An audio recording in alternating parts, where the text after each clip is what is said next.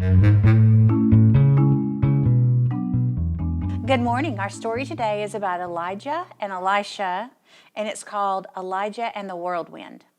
God gives us people in our lives and friends in our lives to be there, and we learn from each other, and we learn from our friends. I want you to listen to this story today and see how close of friends Elijah and Elisha really were. Elijah and the Whirlwind. Elijah and Elisha were on their way out of Gilgal when Elijah said, "Stay here, the Lord has sent me to Bethel." Elijah replied, "As surely as the Lord lives and you live, I will not leave you." So they went on to Bethel together.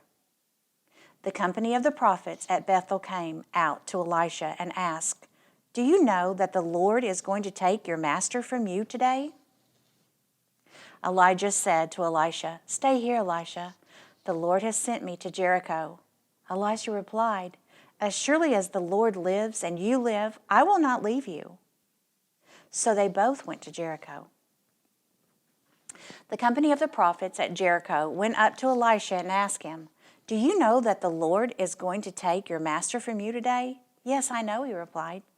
"So be quiet."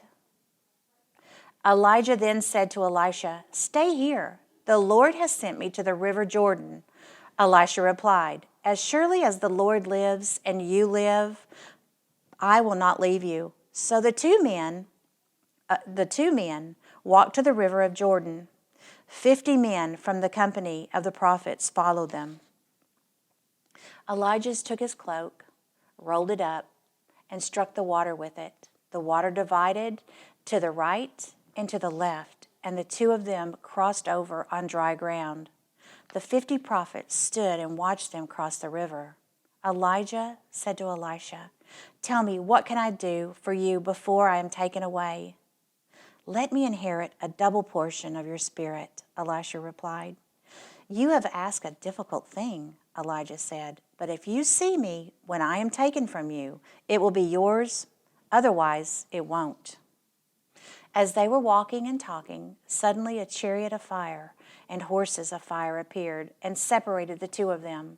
And Elijah went up to heaven in a whirlwind. Elijah's cloak fell to the ground. Elisha cried out, my father, the chariots and the horsemen of Israel." In grief, he took hold of his garment and tore it in two.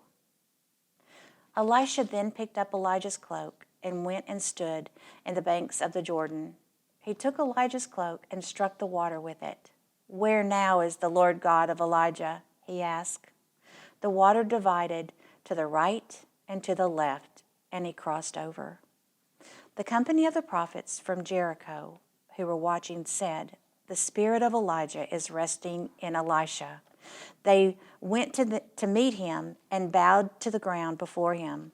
Against Elisha's advice, the prophet insisted on looking for Elijah in the case the Spirit of the Lord had set him down on the ground again.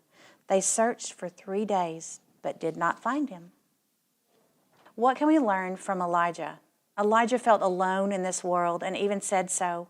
Sometimes we may find ourselves being the only Christian in a situation.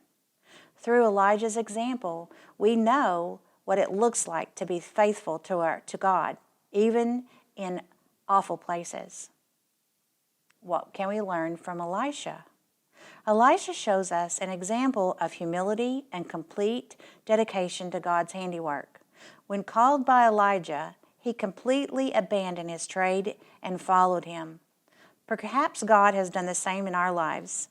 Maybe he's called us into a vocation in which we have no experience, or maybe he calls us away from our comfort zone. We can mimic Elijah's example and go without hesitation to where God has called us.